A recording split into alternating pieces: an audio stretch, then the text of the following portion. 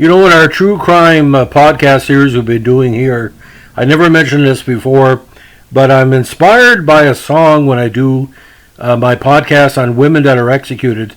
It's a very popular song that everybody probably has sung sometimes, drunk or sober. Evil Woman by ELO, Jeff Lynne, the great songwriter. Now, Jeff Lynne said many years ago, he said there's many different types of evil women, so it doesn't really pertain to anybody, but every time I think about this case, and I've heard of this case some 40 years ago, it's the curious murder trial of one Phoebe Campbell. Now, Phoebe Campbell, born 1847 and was executed the 20th of June 1872, was hung for the murder of her husband.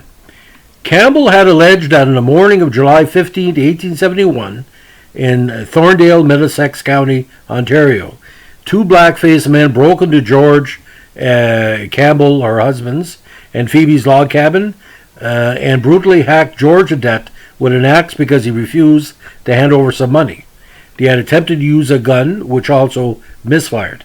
Now, during the investigation, 6 local men were arrested, including Thomas Coyle, who was George's fireman.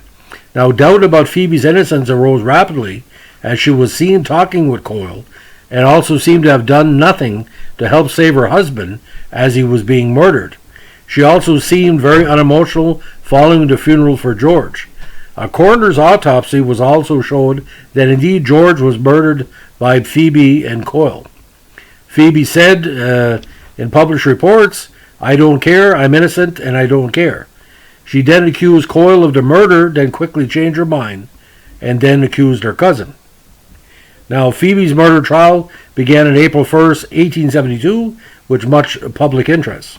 Phoebe accused George of having an affair with her cousin's wife, but during the trial, the Crown prosecutor produced a letter which stated, "I never shall say you done any such thing again, if I have to die for it." When asked why she changed her testimony, she claimed the ghost of her late husband visited her and declared her and Coyle innocent. The Crown prosecutor responded, "You can hardly expect anyone to believe such nonsense." Now, after the trial, the jury took just 1 hour to reach a guilty verdict. Phoebe then sobbed as the judge sentenced her to hanging. She later confessed that she and Coyle murdered George so they could marry. Coyle did go to trial for the crime, but was acquitted and later moved to England. Now, she was hung on June 20th at the age of 25 and was again said to be emotionless as she was about to be hanged, holding a lace handkerchief in her hand until after she died. Now, so much public attention was given to the story that postcards depicting the crime were made, which were bought by many. Now, the curious case of Phoebe Campbell comes like this.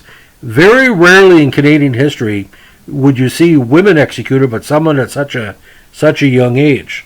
But Christopher Doughty, who did an article on the the Campbell case, if he can find it, talks about it at length.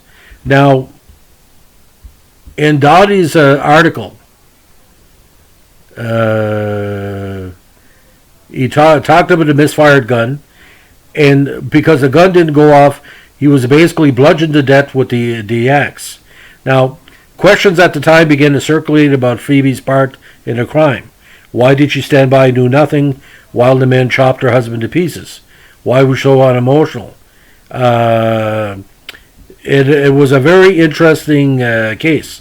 Now, Campbell was the first woman to be executed in post-Confederation Canada and the only woman from Middlesex County to pay for a crime with her life.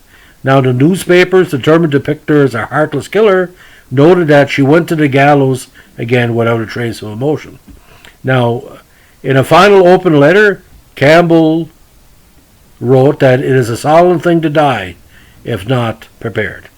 So, again, evil woman. But like I said, the Campbell case, there's been some, levity through different entertainment stories about the case. And the fact is, if you see the photo of what we're talking about, does that look like a murder? Anyway, so that's the curious case of the Phoebe Campbell execution. This is the latest in our true crime podcast. If you have any requests about Canadian crimes in question, we can work on that. And please give me a like, comment, or subscribe. And again, requests are always welcome. And we provide this as a public service and not to exploit the case, because it's just what it is, the truth of the incidents. And take it as you will. Have a good day. Bye.